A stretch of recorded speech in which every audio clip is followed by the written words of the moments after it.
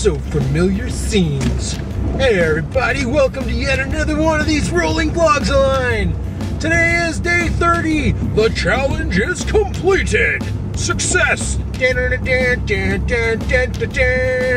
Final Fantasy had the greatest music victory of all. Sorry. A little excited that we actually managed to complete the freaking challenge. But today's video, people, is about something that I get a lot of PMs on, because mainly I do own quite the plethora of cameras, if plethora is even a word. Just frickin' go with it.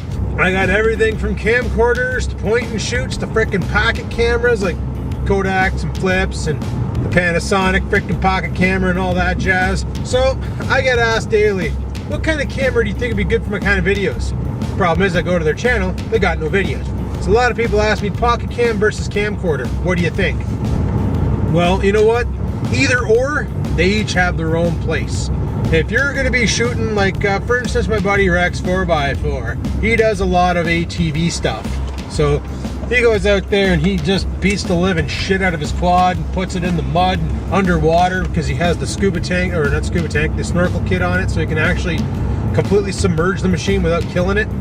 And for him, I'd recommend what he has, a GoPro. GoPro's perfect for that. It's a sports cam and it's intended for outdoor and to be rough with, and that's ideal for him. Where if you're an everyday vlogger like myself, or everyday vlogger, maybe a pocket camera or a good point and shoot like the Canon ELPH 300HS. Good point and shoot.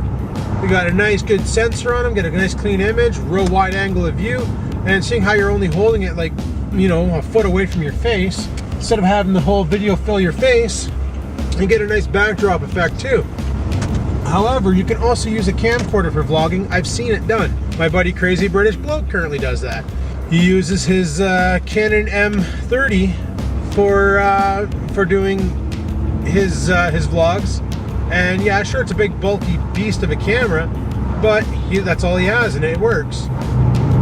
Now, if you're doing a video, like something you're gonna put it on a tripod and you want better control, like for instance T-Man's carts, what he does, a camcorder would probably be your best bet, because you have better zoom control, better autofocus, some of them come with an onboard light, and all in all you get a lot more control over the video, so you can stab it on a tripod, aim it in the direction you want, have zoom control, and get more. Like most pocket cameras will only give you 1 to 2 times zoom, except for the Canon, which has a pretty decent optical zoom on it for what it is. But once again, it is just a point and shoot, where a camcorder's primary function is to take video. That's why, I always ask them, what are you making for videos? What are you doing? Well, I want to go to the drag race and film my buddy drag racing his car. Don't get a pocket camera. The quality's going to suck, because if you're filming that type of video, you're going to want to follow the 2 cars down the track, and before they get to the end, you're going to want to zoom in enough where you can have both of those time charts on film and have it stable enough. And a lot of the pocket cameras do not have image stabilization, so you're going to want to be able to have that stable enough where you can focus in and get the 2 time. Because I'm telling you, I watch a drag racing video, and if I watch the cars go down and buddy cuts off the video before it gets to the end and shows the time, I'm clicking off that. I'm not watching that video. I'm done. There's no point to it. If you ain't gonna let me see how they did, then I'm not interested. Or if you're, I don't know, doing like a fishing videos, well, depending on how you're doing it. If you got a buddy on land or in the boat filming you fish, kind of like being the cameraman, I would not recommend a pocket camera. Once again, I'd recommend a camcorder. Now, there are some camcorders that kind of breach the pocket camera market, like Panasonic released one, and it's a pistol grip. Kind of looks like a little, ooh, nice brakes, bud. Kind of looks like a gun.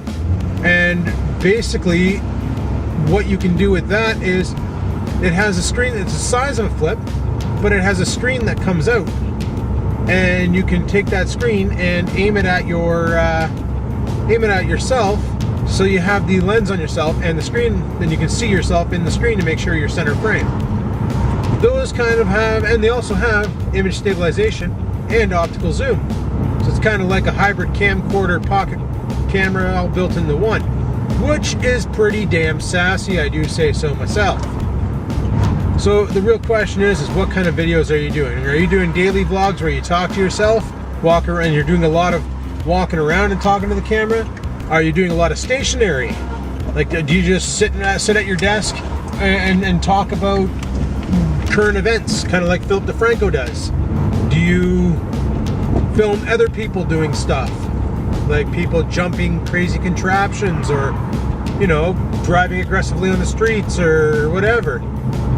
If you're doing the sit at home and simple vids, like the sit at home and talk about current events, I'd probably recommend either a good point and shoot like the Canons, or a good camcorder.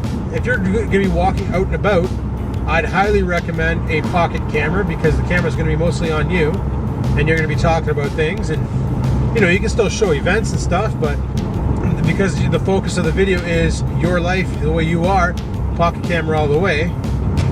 However, if you're like Rex 4x4, big time sports, and going out and beating the shit out of your quad and motorbiking and all that stuff, I'd recommend sports cam, the GoPro, because the GoPro is intended for that kind of abuse. And let me tell you, I ran my GoPro over with a lawnmower and the son of a bitch took it.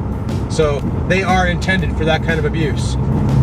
So hopefully you found this video informative and it answered a lot of your questions. If you still do have questions about cameras, by all means, you can either leave them on here. I do troll these comments every once in a while. However, if you want a fast response, your best bet is to go over to my channel Vlogging Life and send me a PM. And while you're there, why don't you just give that old subscribe button a little clickety clack and check out my vids, because that'd be really nice of you. And if you like this video, give the like button a clickety clack. Let us know that you liked it. And by all means, if you're looking for a partnership with Red Light Broadcasting, all you need to do is click in the links below in the description. There's a link for joining up with Red Light Broadcasting. Make sure to mention them that Vlogging Life sent you to get expedited activation and stuff, and you can get yourself a full partnership with Red Light Broadcasting. So hopefully all that was informative to you, answered a lot of your questions, and until next time, people, keep on vlogging. In future shot, dealing with, like I said, I was coming here to do the warranty work on my camera, find out more about it, when I found out that my camera's still in the warranty work department. But that's not what this video is about. This video is basically about cheaper 1080p cameras. Like, for instance, I took advantage of the Black Friday sales. I bought that Panasonic 500, the HCV 500K.